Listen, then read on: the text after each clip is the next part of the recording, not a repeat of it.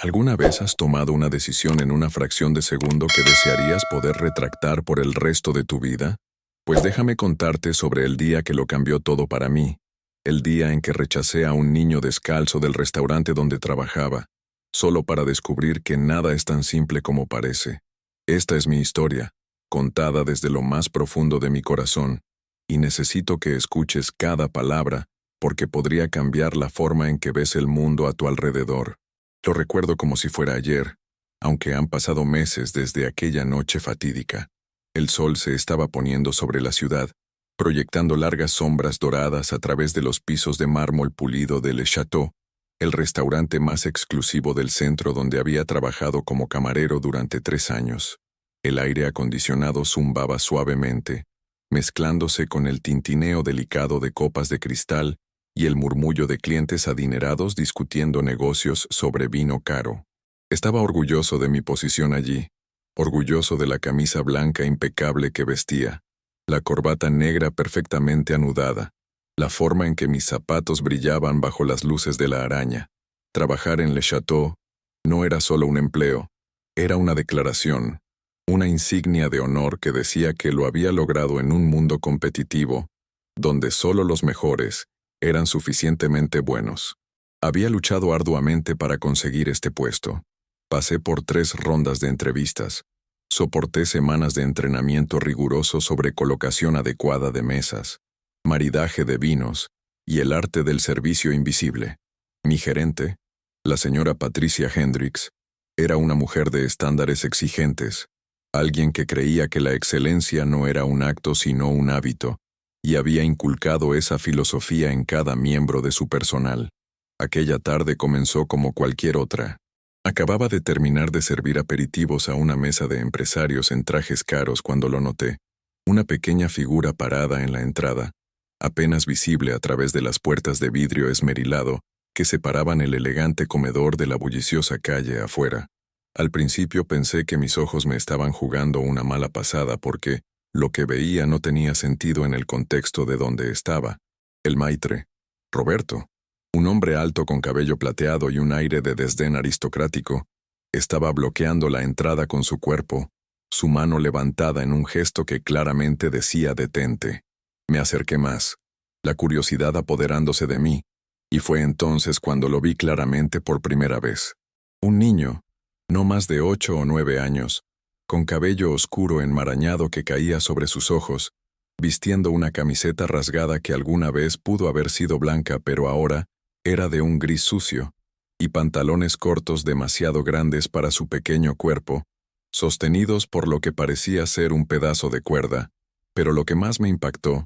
lo que hizo que mi corazón se saltara un latido por razones que aún no comprendía, era que no tenía zapatos. Sus pies estaban descalzos, sucios de las calles de la ciudad, con cortes y moretones visibles incluso desde donde yo estaba. El contraste entre su apariencia y el entorno opulento de Le Chateau era tan marcado que casi parecía una escena de 2 mundos diferentes colisionando. La voz de Roberto resonó a través del vestíbulo de entrada, aguda y desdeñosa. No podía escuchar exactamente lo que decía, pero su lenguaje corporal hablaba a volúmenes. El niño estaba diciendo algo, sus labios moviéndose rápidamente, sus pequeñas manos gesticulando con una urgencia que parecía desesperada. Por un momento, solo un breve momento parpadeante, sentí algo removerse en mi pecho, un susurro de compasión, una pequeña voz preguntándome si debería intervenir. Pero entonces mi entrenamiento entró en acción. Las reglas y regulaciones que habían sido martilladas en mi conciencia durante 3 años de empleo. Le Chateau tenía un código de vestimenta estricto, no solo para el personal sino también para los huéspedes. Sin zapatos, sin servicio. Estaba impreso justo ahí en una pequeña placa de latón, junto a la puerta, una política que la señora Hendricks aplicaba sin excepción. La había visto rechazar a celebridades que aparecían con atuendo casual,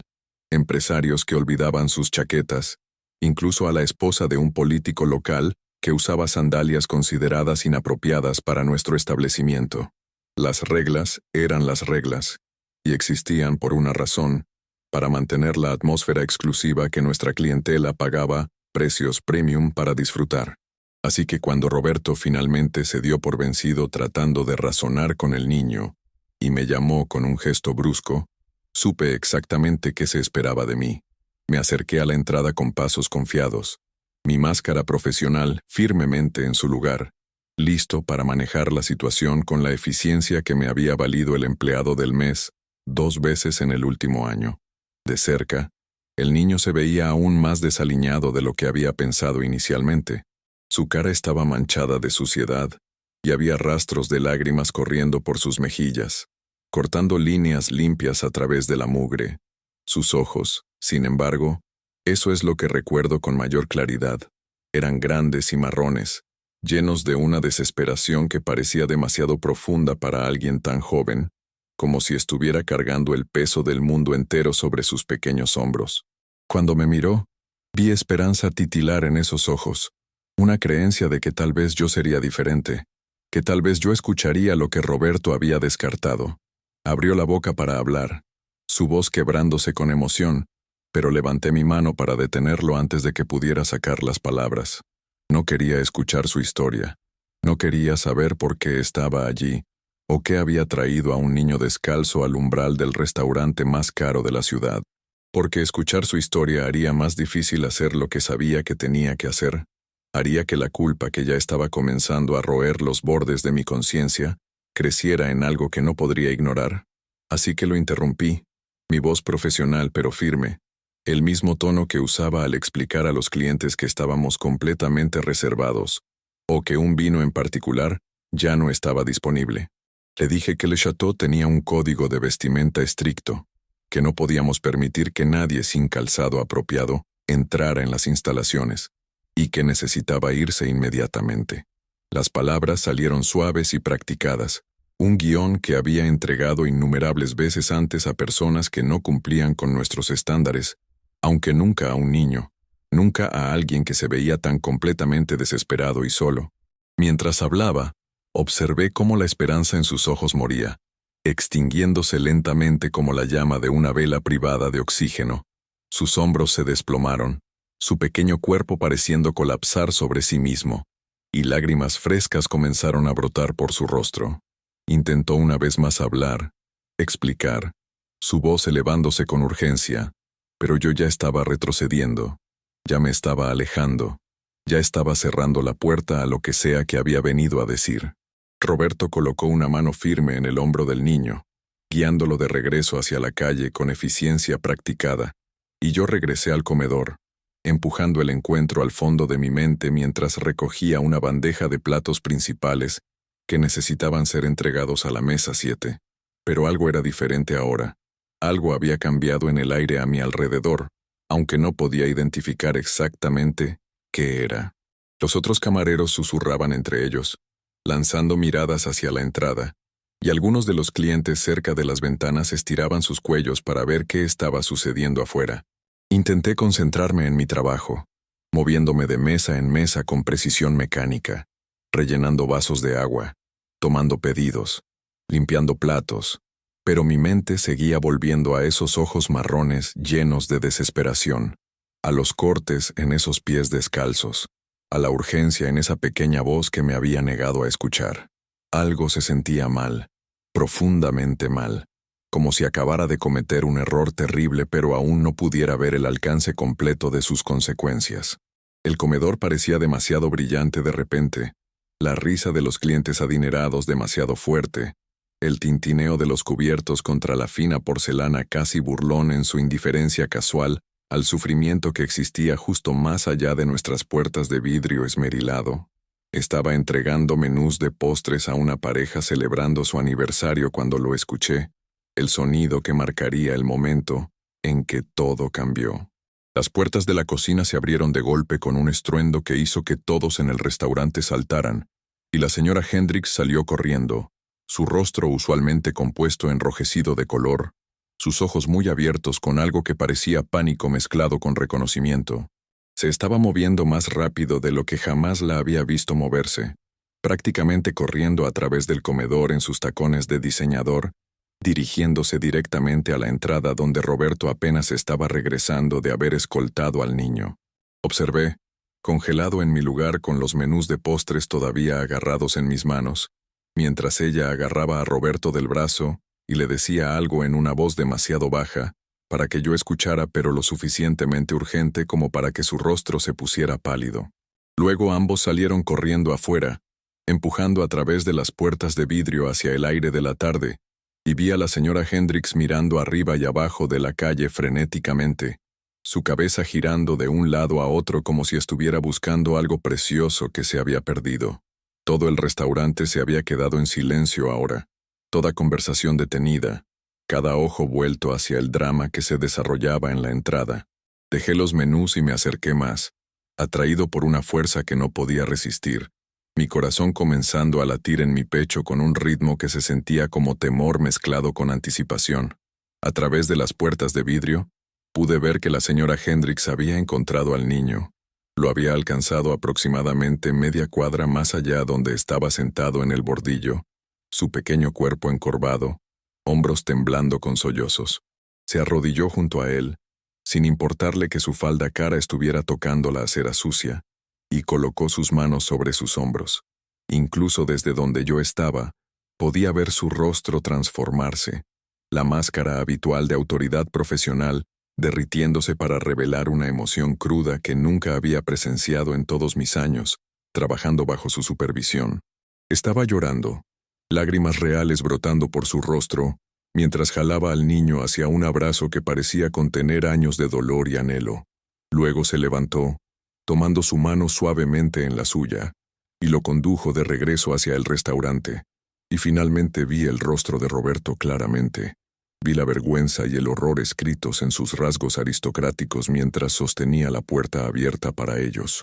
La señora Hendricks caminó a través de esa entrada como si estuviera trayendo a casa algo infinitamente precioso, su brazo protectoramente alrededor de los delgados hombros del niño, sus ojos recorriendo el comedor hasta que aterrizaron en mí, y en esa mirada vi acusación, decepción y una profunda tristeza que convirtió mi estómago en hielo. Caminó directamente hacia mí, aún sosteniendo al niño cerca, y dijo en una voz que resonó a través del ahora silencioso restaurante, una voz que temblaba con emoción apenas controlada. Este es Miguel. Miguel Hartley. Es el hijo de nuestro ex-chef principal, Tomás Hartley, quien murió hace 6 meses tratando de salvar a una mujer de un edificio en llamas a 2 cuadras de aquí. Es un héroe, y su hijo, este niño aquí mismo, ha estado tratando de decirles que su madre colapsó en casa, y él corrió aquí por ayuda porque este era el único lugar en el que podía pensar, el lugar donde su padre trabajaba, el lugar que consideraba su segundo hogar. Las palabras me golpearon como golpes físicos, cada una aterrizando con precisión devastadora, y de repente el comedor estaba girando a mi alrededor, las arañas difuminándose en rayas de luz, los rostros de los clientes que miraban fijamente derritiéndose en un mar de juicio. Había rechazado a un niño en necesidad desesperada. Me había negado a escuchar su súplica de ayuda. Había aplicado un código de vestimenta mientras su madre estaba potencialmente muriendo. Había elegido la política sobre la humanidad, las reglas sobre la compasión, y el peso de esa comprensión se estrelló sobre mí con tal fuerza que realmente me tambaleé hacia atrás, mi mano alcanzando la mesa más cercana para estabilizarme. La señora Hendricks ya estaba en su teléfono, llamando una ambulancia, dando la dirección que Miguel pronunció entre sollozos, su pequeño cuerpo temblando con el trauma de todo lo que había pasado esa tarde, corriendo por las calles de la ciudad sin zapatos porque no había habido tiempo para encontrarlos, porque cada segundo contaba cuando tu madre está en el piso sin responder, porque a veces la desesperación despoja todo excepto la necesidad cruda de ayuda.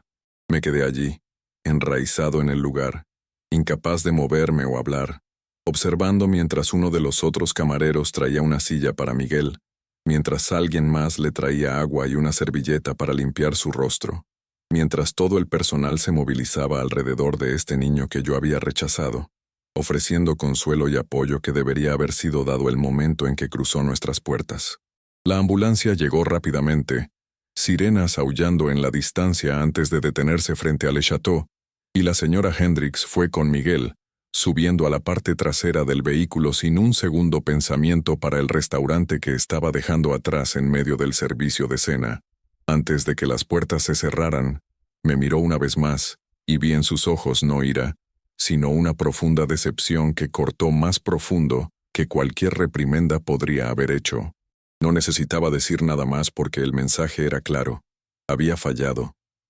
de la manera más fundamental posible, fallado en ver más allá de la superficie hacia la humanidad debajo, fallado en reconocer que a veces las reglas que seguimos tan diligentemente no son nada comparado con el deber humano básico de compasión y cuidado. El restaurante permaneció en silencio atónito durante varios minutos después de que se fueron, y luego lentamente, incómodamente, las conversaciones se reanudaron, aunque ahora estaban amortiguadas, apagadas, como si todos los presentes acabaran de presenciar algo que hacía que sus comidas caras supieran un poco menos satisfactorias. Cumplí con los movimientos de terminar mi turno, pero me estaba moviendo como un robot,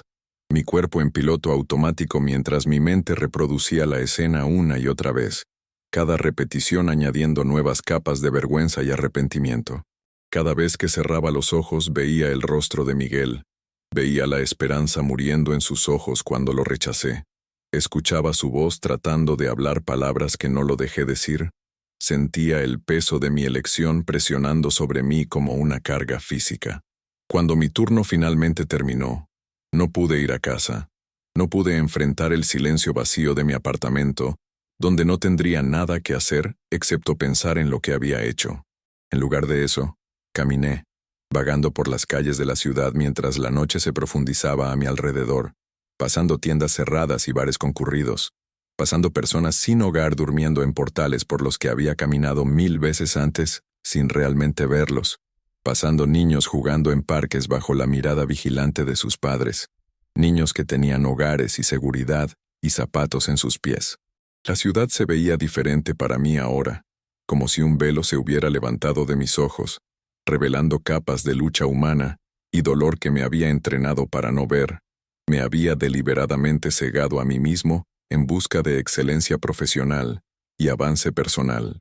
¿Cuántas veces había pasado junto a personas necesitadas? Me preguntaba. ¿Cuántas oportunidades de compasión había perdido porque no encajaban en las categorías ordenadas de mi mundo cuidadosamente construido? Las preguntas me persiguieron a través de la larga noche, cada una acusación, cada una un espejo reflejando una versión de mí mismo que no quería reconocer, pero ya no podía ignorar. Me encontré parado afuera del hospital donde habían llevado a Miguel y su madre, mirando las ventanas iluminadas, preguntándome en qué habitación estaban, preguntándome si su madre estaba bien, preguntándome si Miguel me odiaba por lo que había hecho, por los preciosos minutos que le había costado con mi adhesión rígida a la política sobre la humanidad.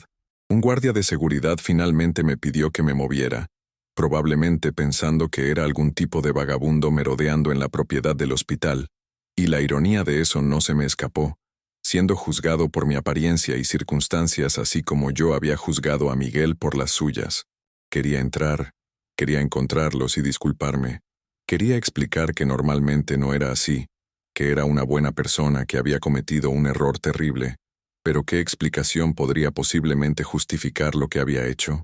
¿Qué palabras podrían borrar el recuerdo de rechazar a un niño desesperado en necesidad? Así que me alejé, regresando a mi apartamento mientras el amanecer comenzaba a romper sobre la ciudad, pintando el cielo en tonos de rosa y oro que parecían demasiado hermosos para cómo me sentía por dentro, demasiado esperanzadores para la oscuridad que se había instalado en mi alma. Llamé para reportarme enfermo al trabajo al día siguiente, incapaz de enfrentar el restaurante, incapaz de ponerme mi camisa blanca impecable y actuar como si nada hubiera cambiado cuando todo había cambiado. La señora Hendricks me llamó por la tarde, su voz cansada pero aliviada mientras me contaba que la madre de Miguel iba a estar bien, que había sufrido un episodio diabético severo y habría muerto si la ambulancia no hubiera llegado cuando lo hizo, que el pensamiento rápido de Miguel y su desesperada carrera por ayuda habían salvado su vida a pesar de mis mejores esfuerzos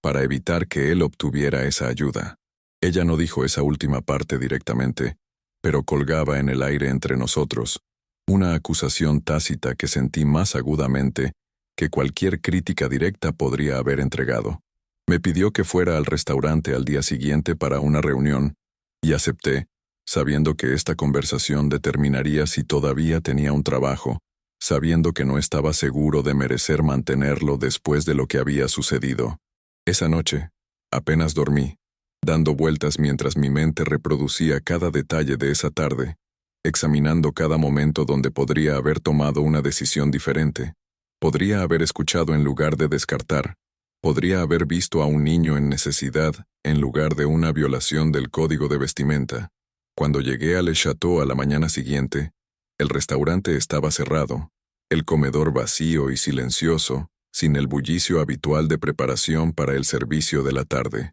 La señora Hendricks me estaba esperando en una mesa de esquina, 2 tazas de café ya servidas, y me indicó que me sentara frente a ella. El silencio se extendió entre nosotros por un largo momento, pesado con palabras no dichas, hasta que finalmente comenzó a hablar. Su voz más suave de lo que jamás la había escuchado, careciendo de la autoridad nítida habitual que definía su estilo de gestión. Me contó sobre Thomas Hartley, sobre cómo había comenzado como cocinero de línea en Le Chateau hace 15 años y había ascendido hasta chef principal, sobre cómo su pasión por la comida solo era igualada por su amor por su familia, sobre el día hace 6 meses cuando corrió hacia un edificio de apartamentos en llamas para salvar a una extraña, y nunca salió. Me contó sobre el servicio conmemorativo que habían realizado allí mismo en el restaurante, sobre cómo Miguel y su madre habían estado de pie rodeados por todo el personal, sobre cómo ella les había prometido que Le Chateau siempre estaría allí para ellos, que siempre tendrían una familia aquí, una promesa que yo había roto sin saberlo con mi adhesión rígida a la política. Mientras hablaba, las lágrimas comenzaron a rodar por mis mejillas, calientes y vergonzosas, y no hice ningún esfuerzo por limpiarlas porque merecía sentir cada onza de este dolor, merecía sentarme con la incomodidad de mis acciones y sus consecuencias. La señora Hendricks extendió la mano a través de la mesa y colocó su mano sobre la mía, un gesto de consuelo que no había esperado y no sentía haber ganado. Me dijo que entendía cómo sucedió, lo fácil que es dejar que las reglas y políticas se vuelvan más importantes que las personas, cómo el desgaste diario de mantener estándares puede hacernos olvidar por qué existen esos estándares en primer lugar, que es crear un espacio donde las personas puedan experimentar alegría y conexión y celebración, no para excluir a aquellos que necesitan ayuda o compasión. Dijo que ella había cometido errores similares en su propia carrera, momentos en que había priorizado el procedimiento sobre la humanidad, momentos en que había aplicado reglas sin considerar el contexto o las circunstancias, y que había aprendido, dolorosa y lentamente, que la verdadera excelencia en el servicio no se trata de la ejecución perfecta de la política, sino de reconocer la humanidad en cada persona que cruza tu puerta. ¿Alguna vez has tenido a alguien que te mostró gracia cuando no la merecías, que extendió compasión cuando esperabas juicio? Eso es lo que la señora Hendricks hizo por mí en ese momento, y rompió algo abierto dentro de mí que ni siquiera sabía que estaba cerrado. No me despidió, no me amonestó por escrito, no añadió este incidente a mi expediente permanente. En cambio, me dio una elección. Podía continuar trabajando en Le Chateau con el mismo enfoque que siempre había tomado, siguiendo reglas y manteniendo estándares con precisión rígida, o podía elegir transformar esta experiencia dolorosa en un catalizador para el cambio, usar este momento como una oportunidad para convertirme no solo en un mejor camarero, sino en un mejor ser humano. La elección parecía obvia, pero hacerla real, realmente cambiar los patrones de pensamiento y comportamiento que habían estado arraigados en mí durante años, ese sería el verdadero desafío. Me dijo que Miguel y su madre querían reunirse conmigo, que a pesar de todo, no albergaban ira o rencor, que entendían que solo estaba haciendo mi trabajo como lo entendía, pero que querían hablar, compartir su historia más completamente, ayudarme a entender el impacto de lo que había sucedido desde su perspectiva. El pensamiento de enfrentarlos me aterrorizaba. Confrontar el costo humano de mis acciones se sentía casi insoportable, pero sabía que tenía que hacerlo. Sabía que evitar esa incomodidad Sería solo otra forma de elegir la conveniencia sobre el crecimiento, la política sobre la humanidad. ¿Te ha pasado algo similar? Cuéntamelo en los comentarios, porque te prometo que entender ese sentimiento hará que esta próxima parte de la historia sea aún más poderosa. La reunión fue arreglada para la semana siguiente, dándole tiempo a la madre de Miguel para recuperarse lo suficiente como para salir del hospital. Y esos días de espera fueron algunos de los más largos de mi vida, cada hora extendiéndose mientras imaginaba 1000 versiones diferentes de cómo podría ir la conversación, qué podría decir, cómo podría posiblemente expresar la profundidad de mi remordimiento y la magnitud de mi perspectiva cambiada. Cuando el día finalmente llegó, llegué a Le Château 2 horas antes, mi estómago en nudos, mis manos temblando ligeramente mientras organizaba y reorganizaba las sillas alrededor de la mesa donde nos reuniríamos. La señora Hendricks había cerrado el restaurante para la tarde, dándonos privacidad para esta conversación, y el comedor vacío se sentía vasto y resonante, cada sonido amplificado por la ausencia de la multitud habitual. Había pasado la noche anterior escribiendo y reescribiendo lo que quería decir, tratando de encontrar palabras adecuadas para expresar mi disculpa, pero cada versión se sentía hueca e insuficiente, meros sonidos que nunca podrían cerrar la brecha entre mis acciones y su impacto. Cuando llegaron, Miguel caminando junto a su madre mientras ella se movía lentamente, todavía recuperándose de su prueba, sentí que mis palabras cuidadosamente preparadas se disolvían en nada, dejándome parado allí mudo y avergonzado, incapaz de encontrar sus ojos. La madre de Miguel, Sarah Hartley, era una mujer delgada con ojos amables que se veían cansados más allá de sus años, vistiendo un vestido simple y, noté con una punzada de reconocimiento, zapatos gastados que habían visto días mejores. Miguel se paró cerca de su lado, protector de una manera que parecía demasiado madura para su joven edad, su mano apretando la de ella con fuerza, como si tuviera miedo de soltarla. La señora Hendricks hizo las presentaciones, su voz gentil, y luego se excusó para darnos privacidad, aunque podía verla observando desde la ventana de la cocina, lista para intervenir si era necesario. Sara me indicó que me sentara, y todos nos acomodamos alrededor de la mesa, un silencio incómodo llenando el espacio entre nosotros hasta que finalmente lo rompió con palabras que no había esperado escuchar. Me agradeció por reunirme con ellos, su voz suave pero firme, y dijo que no vino para hacerme sentir peor sino para ayudarme a entender, para compartir su historia para que tal vez, con suerte, algo positivo pudiera salir de esta experiencia dolorosa. Me contó sobre Tomás, sobre el hombre que había sido su esposo y el padre de Miguel, sobre sus sueños y su risa, y su creencia inquebrantable de que la comida podía unir a las personas a través de todas las divisiones de clase, raza y circunstancia. Me contó sobre el día en que murió, cómo había estado caminando a casa del trabajo cuando vio humo saliendo de un edificio de apartamentos, cómo había corrido hacia adentro sin vacilación porque alguien estaba gritando por ayuda, cómo había salvado la vida de una mujer pero perdió la suya cuando el techo colapsó. Me contó sobre los meses que siguieron, el duelo y la lucha financiera, cómo Tomás había sido el único proveedor de su familia, y cómo su muerte los había dejado ahogándose en facturas y deudas, cómo ella había estado trabajando 3 empleos para tratar de mantener su pequeño apartamento, mientras manejaba su diabetes con medicamentos que apenas podía pagar. Su voz se quebró mientras describía el día de su colapso, cómo había sentido las señales de advertencia, pero había seguido adelante porque tenía que alimentar a Miguel y prepararlo para la cama, cómo de repente se encontró en el piso incapaz de moverse o hablar,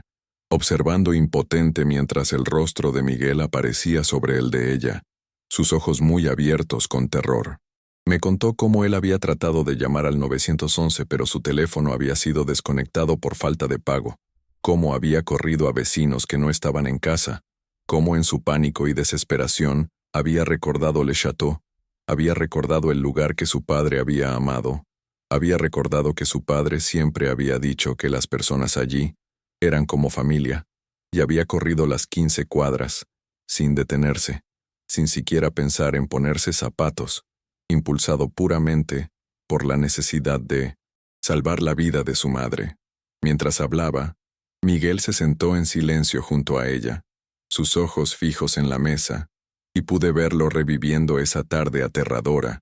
ver su pequeño cuerpo tenso con el recuerdo de esa carrera desesperada por las calles de la ciudad,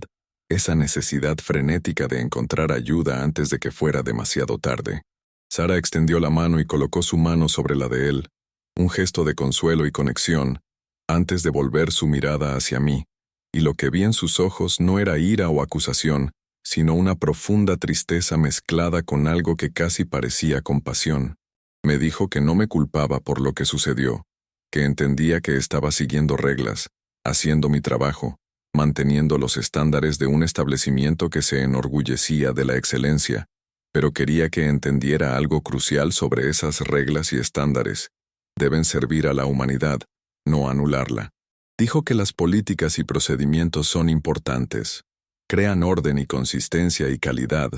pero nunca deben volverse más importantes que reconocer cuando un ser humano está en crisis, cuando se requiere compasión y flexibilidad, cuando lo correcto es romper las reglas en lugar de esconderse detrás de ellas. Sus palabras se hundieron en mí, como piedras cayendo en agua quieta, creando ondas que se extendían hacia afuera, tocando partes de mi entendimiento que ni siquiera sabía que existían. No estaba tratando de hacerme sentir culpable, aunque la culpa ciertamente era lo que sentía. Estaba tratando de enseñarme algo esencial sobre lo que significa servir verdaderamente a otros, reconocer que la excelencia no se trata de adhesión perfecta a los estándares, sino de responder apropiadamente a las necesidades únicas de cada momento y cada persona. Miguel finalmente habló entonces, su voz pequeña pero clara, contándome sobre su padre, sobre cómo Tomás le había enseñado que cocinar no era solo seguir recetas, sino entender que la comida era una forma de mostrar amor y cuidado, que cada comida preparada con atención y corazón era un regalo para la persona que la recibía. Dijo que su padre siempre había hablado de Le Château, no como un lugar de exclusividad, sino como un lugar de excelencia en servicio, donde hacer que las personas se sintieran valoradas y cuidadas era más importante que cualquier otra cosa. El dolor en su voz cuando dijo que había corrido a Le Château, porque creía que era un lugar donde las personas se preocupaban, donde encontraría ayuda y compasión tal como su padre siempre había prometido, me atravesó como una cuchilla, afilada y precisa, dejando heridas que sabía tomarían mucho tiempo en sanar. Finalmente encontré mi voz, aunque salió áspera e inestable, espesa con emoción que ya no estaba tratando de suprimir. Me disculpé, no con la disculpa formal y profesional que había practicado, sino con honestidad cruda, diciéndoles que no había excusa para lo que había hecho, ninguna justificación que pudiera hacer lo correcto, pero que quería que supieran que su historia me había cambiado fundamentalmente. Me había obligado a examinar no solo mis acciones esa tarde, sino todo el marco de valores y prioridades que me había llevado a tomar una decisión tan terrible. Les conté sobre mi viaje durante la semana pasada, las noches sin dormir y la dolorosa autorreflexión, el reconocimiento de cuántas veces probablemente había cometido versiones más pequeñas del mismo error, eligiendo la conveniencia sobre la compasión, la política sobre la humanidad, la comodidad personal sobre la incomodidad de ver verdaderamente y responder a las necesidades de otros. Les dije que no podía deshacer lo que había sucedido, no podía borrar esos minutos aterradores cuando Miguel estaba siendo rechazado mientras la vida de su madre colgaba en la balanza, pero que podía prometerles, y prometerme a mí mismo, que nunca volvería a cometer ese error, que cada persona que cruzara las puertas de Le Château, independientemente de su apariencia o circunstancias, sería vista primero como un ser humano digno de dignidad y respeto, y solo en segundo lugar como un cliente, sujeto a políticas y procedimientos. Sara sonrió entonces, una pequeña sonrisa triste que contenía tanto perdón como reconocimiento del largo camino por delante, y dijo algo que llevaré conmigo por el resto de mi vida. Dijo que Tomás habría apreciado esta conversación, la habría visto como una oportunidad de crecimiento y transformación, habría creído que los errores, por dolorosos que sean, solo son verdaderos fracasos si nos negamos a aprender de ellos. Dijo que la mejor manera en que podía honrar su memoria no era ahogarme en culpa, sino usar esta experiencia para convertirme en alguien que hace el mundo un poco más compasivo, un poco más humano, una interacción a la vez. Miguel metió la mano en su bolsillo y sacó algo pequeño, extendiendo su mano hacia mí a través de la mesa, y cuando abrió su puño, vi un pequeño pin del tipo que el personal de Le Chateau usaba, con el logo del restaurante grabado en latón. Dijo que su padre se lo había dado hace años. Le había dicho que representaba no solo un trabajo, sino un compromiso de servir a otros con excelencia y corazón, y que quería que yo lo tuviera, que lo guardara como un recordatorio de por qué hacemos lo que hacemos, de la responsabilidad que viene con estar en una posición de ayudar a otros. Tomé el pin con manos temblorosas, sintiendo que el peso de él excedía con creces su masa física, sintiendo como si me estuvieran confiando algo sagrado, un símbolo de valores que había perdido de vista, pero se me estaba dando la oportunidad de reclamar. Hablamos durante otra hora, compartiendo historias y lágrimas, construyendo un puente a través del abismo que mis acciones habían creado, y para cuando se fueron, algo había cambiado fundamentalmente en mí, una reorientación de mi brújula interna de una que apuntaba hacia reglas y éxito, a una que apuntaba hacia humanidad y servicio, en su sentido más verdadero. ¿Sabes cómo se siente recibir una segunda oportunidad que no mereces? Comparte tus experiencias en los comentarios porque este tipo de gracia es rara y preciosa, y reconocerla puede cambiarlo todo. Las semanas que siguieron fueron un periodo de transformación profunda para mí, tanto internamente como en cómo abordaba mi trabajo en Le Chateau. Guardé el pin de Miguel en mi bolsillo cada turno, mis dedos encontrándolo cada vez que enfrentaba una situación que requería una decisión entre política y compasión, entre conveniencia y cuidado. La señora Hendricks notó el cambio en mí inmediatamente. Lo vio en cómo saludaba a cada persona que cruzaba nuestras puertas con atención genuina y cuidado, cómo me tomaba tiempo para realmente escuchar cuando los clientes me hablaban, cómo buscaba oportunidades para ir más allá de los requisitos básicos de mi trabajo, para hacer la experiencia de alguien especial. Comenzó a darme más responsabilidad, no solo en términos de mesas y servicios, sino en entrenar nuevo personal, enseñándoles la filosofía que ella y yo habíamos aprendido a través de la experiencia dolorosa, que la excelencia en hospitalidad no se trata de perfección en ejecución, sino de reconocer y responder a la humanidad de cada persona que servimos. Comencé a hacer voluntariado en un comedor comunitario en mis días libres, sirviendo comidas a personas que experimentaban falta de hogar, personas que la sociedad a menudo trata como invisibles, y cada vez que colocaba un plato de comida frente a alguien, pensaba en los pies descalzos de Miguel y sus ojos desesperados, sobre lo fácilmente que cualquiera de nosotros podría encontrarse en circunstancias fuera de nuestro control, necesitando compasión y ayuda en lugar de juicio y desprecio. La experiencia me humilló de maneras que no podría haber anticipado, despojó capas de orgullo y suposición que ni siquiera sabía que estaba cargando, me enseñó a ver más allá de las apariencias superficiales hacia las complejas historias humanas debajo. En el comedor comunitario, conocí a un hombre llamado Roberto, coincidentemente compartiendo un nombre con nuestro maitre en Le Chateau, quien había sido un arquitecto exitoso antes de que una serie de emergencias médicas y mala suerte lo dejaran sin hogar. Hablando con él, escuchando su historia, me di cuenta de lo delgada que es la línea entre la estabilidad y la crisis, lo rápido que pueden cambiar las circunstancias, lo equivocado que había estado al hacer suposiciones sobre las personas basándome en su apariencia o situación. Me dijo que la parte más difícil de estar sin hogar no era la dificultad física, sino la forma en que las personas lo miraban a través de él, en lugar de mirarlo a él, la forma en que se había vuelto invisible para la sociedad de la que una vez había sido un miembro productivo, y sus palabras resonaron en mi mente cada vez que regresaba a mi trabajo en Le Chateau, recordándome nunca dejar que alguien se volviera invisible para mí otra vez. Sara y Miguel se convirtieron en visitantes regulares del restaurante, viniendo cada pocas semanas para cenar, siempre tratados como la familia que eran, siempre bienvenidos con brazos abiertos y alegría genuina por todo el personal. Ver el rostro de Miguel iluminarse cuando cruzaba esas puertas, Verlo sentirse seguro y valorado en un lugar que una vez lo había rechazado, me trajo tanto alegría como un recordatorio continuo de las apuestas involucradas en cada interacción, cada decisión, cada momento cuando elegimos cómo responder a otro ser humano. La señora Hendricks estableció una nueva política en Le Chateau, una que había hecho en consulta conmigo y el resto del personal, declarando explícitamente que aunque manteníamos nuestros estándares de excelencia, esos estándares nunca más anularían la compasión humana básica y el cuidado. Creamos un fondo discrecional, que podría usarse para ayudar a miembros del personal o miembros de la comunidad en crisis, nombrado el Fondo de Emergencia Thomas Hartley, en honor al padre de Miguel, y cada vez que contribuíamos a él, o lo usábamos para ayudar a alguien en necesidad,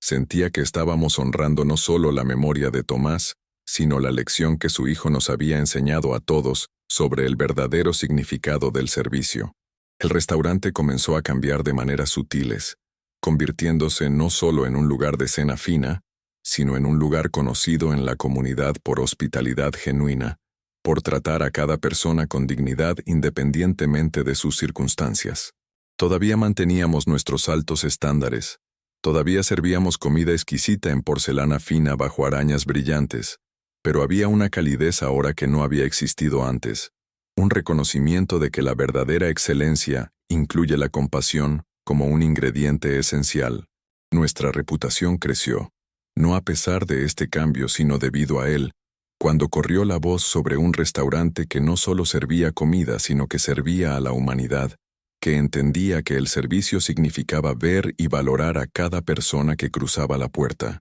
Recibí una promoción 6 meses después del incidente con Miguel, no porque me había vuelto mejor siguiendo reglas, sino porque me había vuelto mejor reconociendo cuándo las reglas necesitaban ser dobladas o rotas al servicio de algo más importante. Mi relación con Miguel y Sara se profundizó con el tiempo, evolucionando de disculpa incómoda a amistad genuina, construida sobre la base de crecimiento compartido y entendimiento mutuo. Miguel comenzó a visitar el restaurante después de la escuela a veces, haciendo su tarea en una mesa de esquina, mientras el personal se preparaba para el servicio de la tarde, y me encontré esperando con ansias esas visitas, conversaciones con este joven sabio, que había sido obligado a crecer demasiado rápido, pero que de alguna manera había mantenido un espíritu generoso a pesar de todo lo que había pasado. Me dijo una vez que su padre solía decir que la medida de una persona no era si cometían errores, sino qué hacían después de cometerlos, si usaban la experiencia para volverse amargos o mejores, y esas palabras se convirtieron en otro punto de brújula para mí, otro recordatorio de que la transformación siempre es posible si estamos dispuestos a hacer el trabajo duro del cambio. Sara se recuperó lenta pero constantemente, controlando su diabetes con mejor acceso a medicamentos facilitado por conexiones que la señora Hendricks hizo con proveedores locales de atención médica. Eventualmente, encontró un mejor trabajo con horas regulares y pago decente, permitiéndole pasar más tiempo con Miguel y comenzar a reconstruir la estabilidad que la muerte de Tomás había destrozado. Ver su viaje de recuperación y resiliencia me enseñó otra lección sobre la fuerza que existe en personas que de otro modo podríamos pasar por alto, la increíble capacidad que tienen los humanos para soportar y superar, cuando se les da incluso una pequeña cantidad de apoyo y reconocimiento. En el aniversario de aquella tarde fatídica, la señora Hendricks organizó una cena especial en Le Chateau,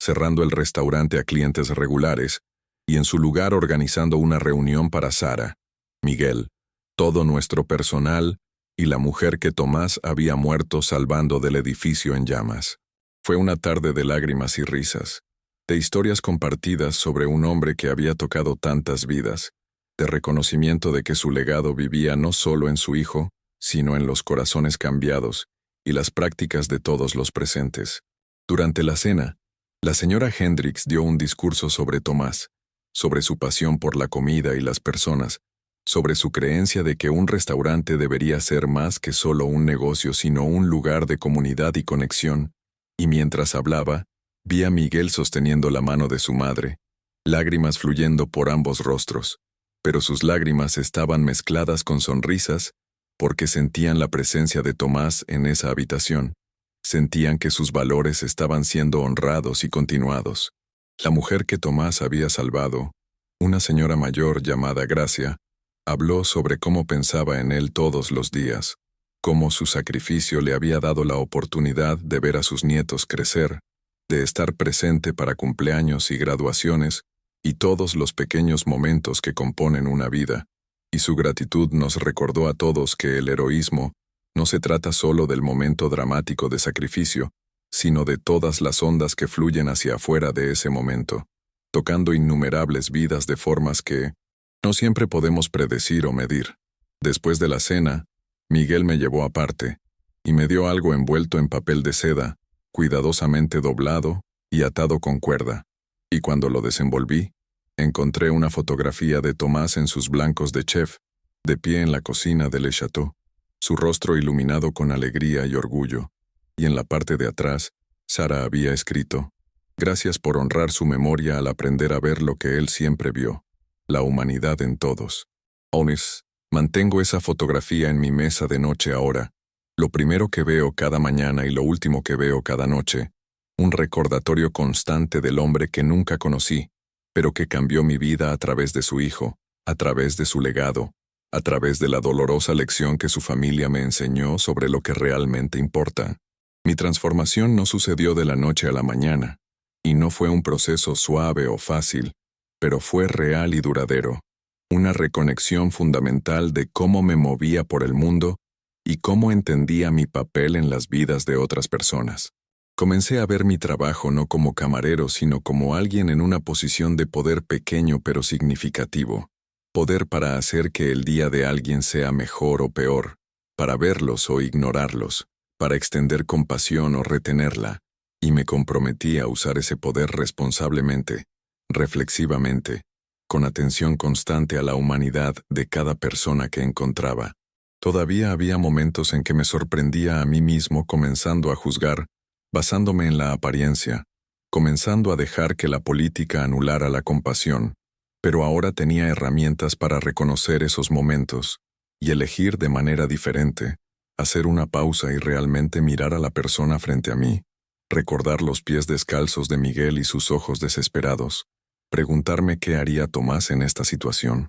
El impacto de aquella tarde se extendió mucho más allá de mi transformación personal, creando ondas a través de todo el restaurante, e incluso en la comunidad más amplia. Otros miembros del personal que habían sido testigos de lo que sucedió, comenzaron sus propios viajes de reflexión y cambio, examinando sus propias suposiciones y sesgos, cuestionando políticas que habían seguido sin pensar. Comenzamos a tener reuniones de personal donde discutíamos no solo cuestiones operativas, sino filosóficas, hablando sobre lo que realmente significa el servicio, cómo podemos equilibrar estándares con compasión, cuál es nuestra responsabilidad hacia la comunidad, más allá de simplemente proporcionar excelente comida y ambiente. Estas conversaciones no siempre fueron cómodas. A veces exponían sesgos y puntos ciegos que no queríamos reconocer, pero eran necesarias y valiosas, empujándonos a todos a crecer más allá de nuestras zonas de confort.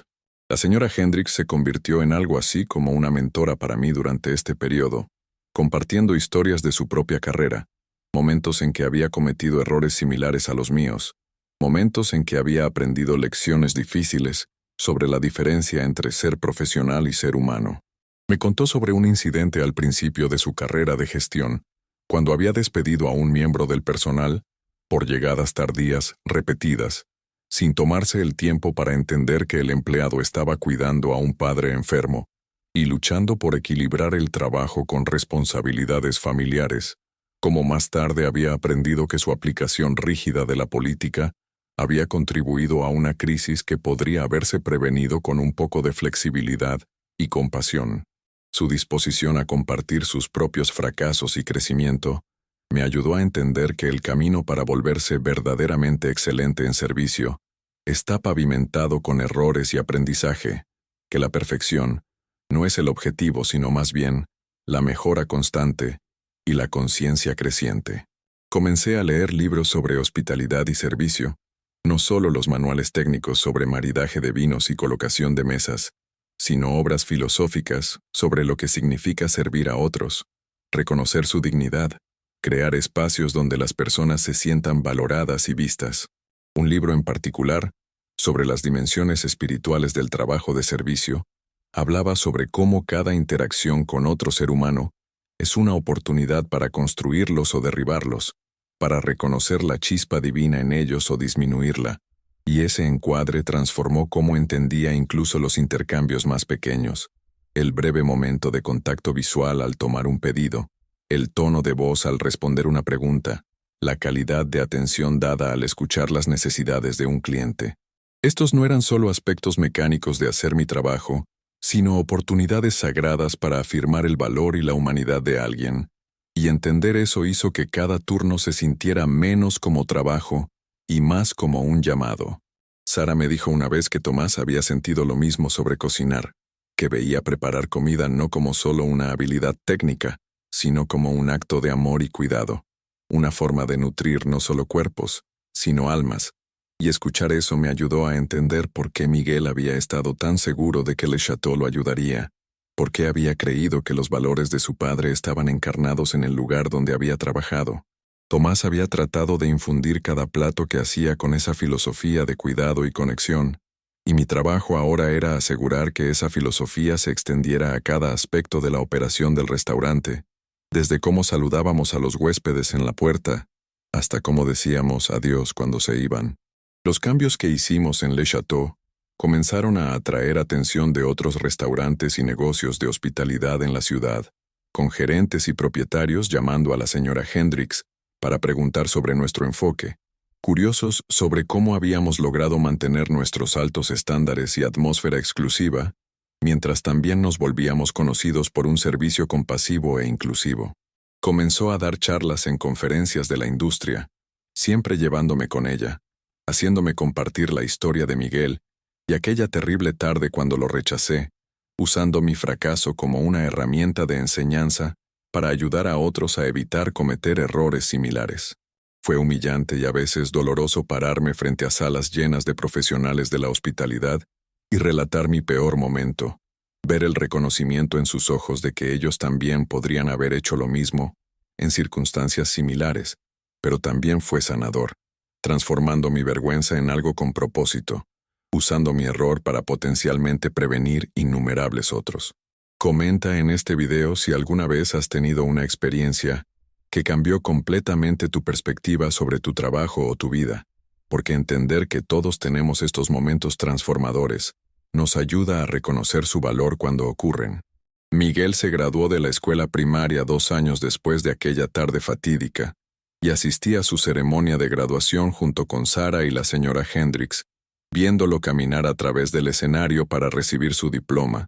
Este niño valiente que había corrido por las calles de la ciudad sin zapatos para salvar la vida de su madre, que había enfrentado el rechazo y seguido presionando, que de alguna manera había mantenido la fe en la bondad humana a pesar de tener todas las razones para perderla. En su discurso de graduación habló sobre su padre, sobre las lecciones que Tomás le había enseñado sobre cuidar a otros, sobre usar cualquier talento y oportunidad que tengas para hacer el mundo un poco mejor, y me senté allí llorando abiertamente, sin importarme quién me viera, porque estaba presenciando la encarnación de la resiliencia y la gracia,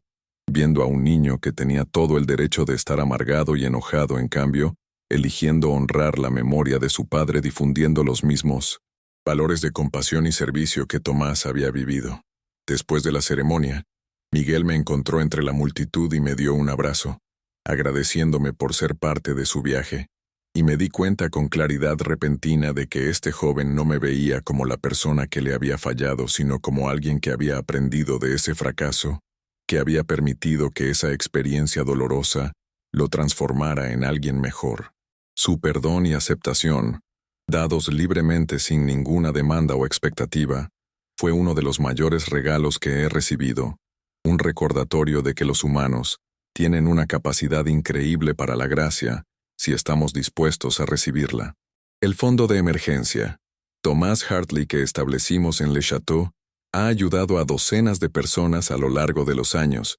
miembros del personal enfrentando crisis médicas o emergencias familiares, miembros de la comunidad que necesitaban una mano para atravesar un periodo difícil, estudiantes que necesitaban apoyo para seguir carreras en hospitalidad. Cada vez que escribimos un cheque de ese fondo, o proporcionamos asistencia en nombre de Tomás, pienso en el hombre que nunca conocí pero cuyo impacto en mi vida ha sido inconmensurable, cuya muerte en servicio de salvar la vida de otra persona me enseñó a través de su hijo sobre lo que realmente significa el servicio. El fondo se ha convertido en más que solo un recurso práctico, sino en un memorial viviente, una forma de asegurar que los valores de Tomás continúen haciendo una diferencia en el mundo mucho después de su muerte, y estoy orgulloso de ser parte del mantenimiento y crecimiento de ese legado. Mi propia carrera ha continuado evolucionando, y eventualmente me mudé a un rol de gestión en Le Chateau, asumiendo algunas de las responsabilidades que la señora Hendricks solía manejar, aunque ella permanece involucrada como propietaria y mentora, siempre disponible cuando necesito orientación o sabiduría. En mi nuevo rol,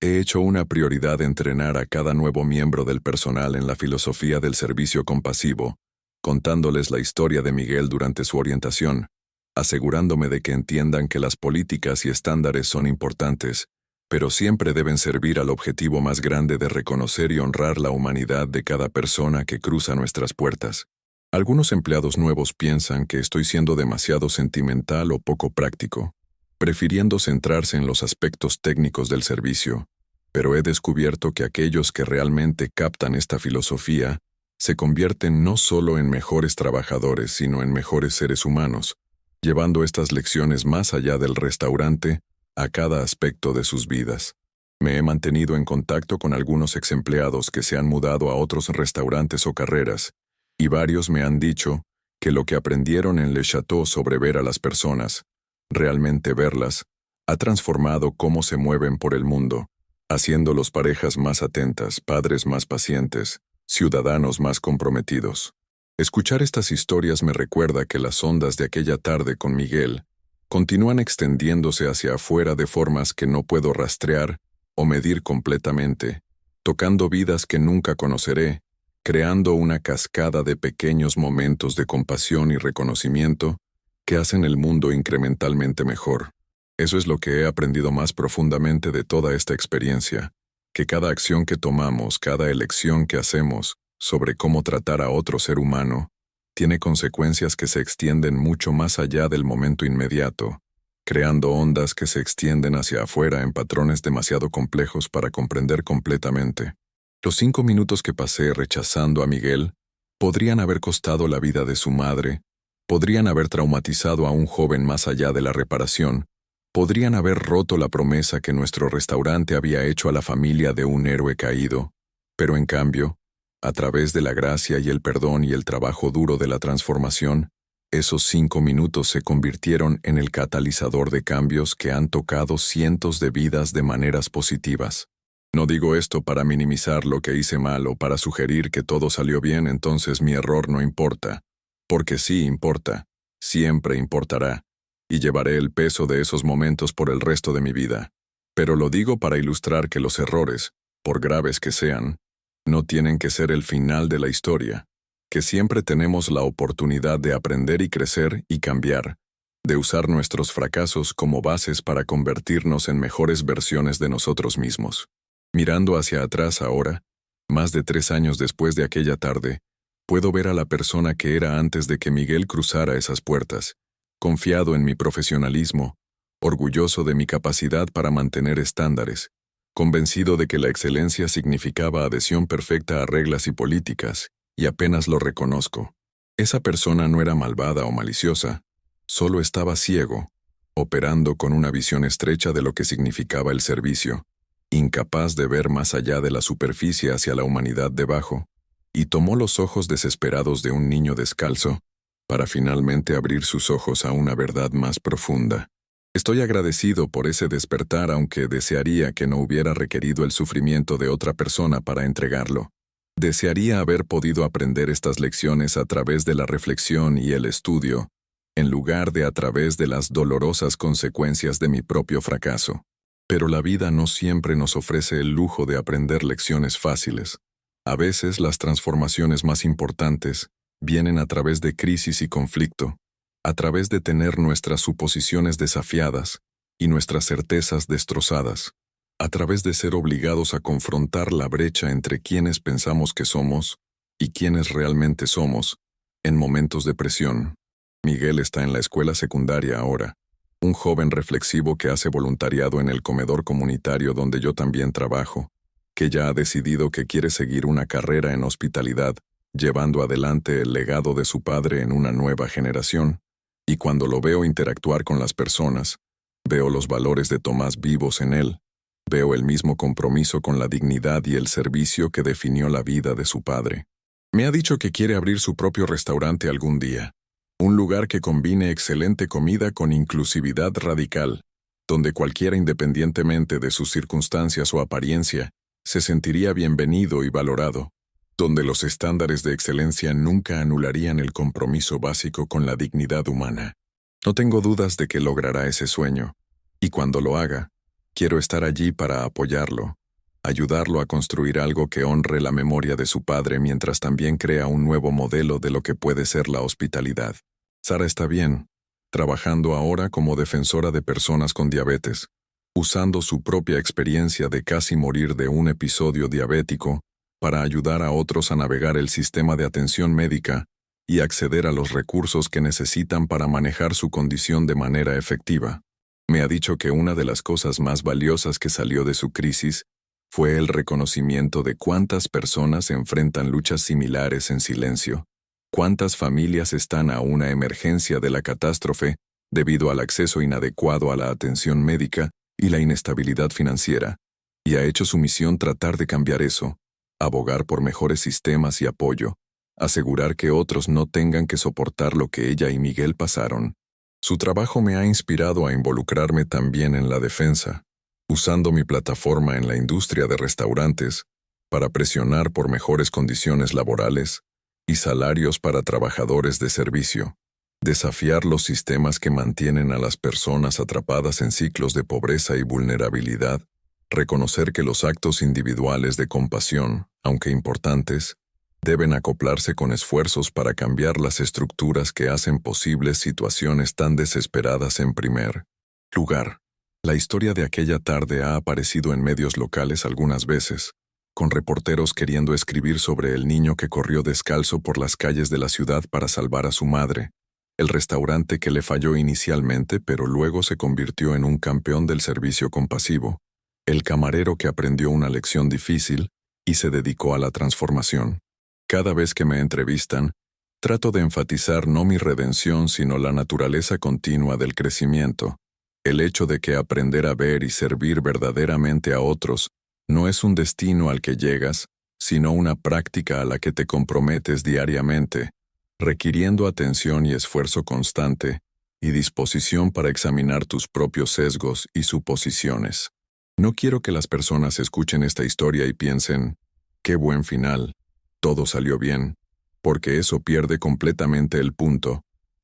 siendo que todos tenemos oportunidades cada día para honrar o disminuir la humanidad de las personas a nuestro alrededor, y tenemos que elegir conscientemente, deliberadamente, con plena conciencia de las apuestas involucradas, porque esas elecciones importan más de lo que generalmente nos damos cuenta. Así que aquí estoy, más de 3 años después, todavía trabajando en Le Chateau, todavía llevando el pin de Miguel en mi bolsillo y la fotografía de Tomás en mi mesa de noche, todavía aprendiendo y creciendo y tratando de estar a la altura de la gracia que me mostraron cuando merecía condena. No soy perfecto, todavía cometo errores, todavía a veces me encuentro comenzando a juzgar antes de recordar realmente ver, pero ahora tengo herramientas y conciencia y compromiso de hacerlo mejor, y eso hace toda la diferencia.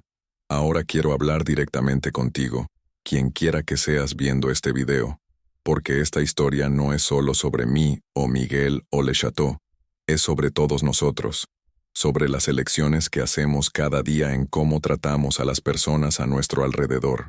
¿Alguna vez has pasado junto a alguien necesitado sin detenerte? ¿Alguna vez has aplicado una regla sin considerar el contexto o las consecuencias? ¿Alguna vez has hecho suposiciones sobre alguien basándote en su apariencia? Si respondiste que sí a cualquiera de estas preguntas, eres humano, eres justo como yo era,